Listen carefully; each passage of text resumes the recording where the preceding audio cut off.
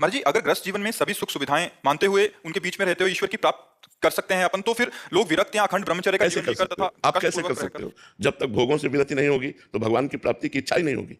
अगर संयम से रहे तो विरक्त हो तो गया, तो विरक्त हो तो गया, वो विरक्त की तरह रहता है। तो अब शौक है, दो मार्ग भगवान ने दिए, रुचि है, प्रेम वैचित्रता है, मैं आपके लिए जोगी बनकर के भटकूंगा और आपको पुकारूंगा।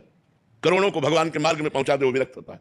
आपको तो भगवत प्राप्ति हो, कुछ विरक्त मार्ग में उसका पालन करे तो एक गृहस्थ भजन करके अपना उद्धार कर सकता है, लेकिन एक विरक्त भजन करके लाखों का उद्धार कर सकता है। यह भेद है गृहस्थ और विरक्त। क्या क्या पालन करना है गृहस्थ धर्म में हाँ, सबसे पहली बात है पापाचरण का त्याग, शुद्ध भोजन।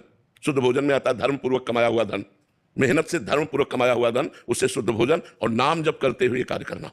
बस इतने से भगवत प्राप्ति हो जाएगी। नाम जप कर रहे हो और मेहनत करके धन कमा रहे हो, अपने परिवार का पोषण कर रहे हो, पवित्र भोजन पा रहे हो, कोई पाप नहीं कर रहे, आपका कल्याण हो जाएगा।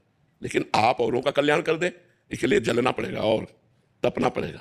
वही तप करने के लिए तपस्वी जन विरक्त वेश लेकर के, ये सब बच्चे ही है यार, कोई मनोरंजन नहीं, किसी भी तरह का कोई भोग विलास नहीं, अपने जीवन को खाक में मिला दिया। क्या अभी सब कुछ मिल रहा है? क्या ना भगवान की झांकी है, ना परमानंद है, कुछ नहीं है। लेकिन परमानंद की चाह के लिए, भगवान की चाह के लिए सब कुछ मिटा दिया, मिटा करके बैठ गए। तो गृहस्थी में स्वयं तरने के लिए कठिनता पड़ती है, लेकिन अगर विरक्ति से सही चल जाए तो हजारों को तार दे। सतरत सतरत सा लोकान तारयति, वो लोक के लोक को पावन कर सकता है। समझ पा रहे हैं?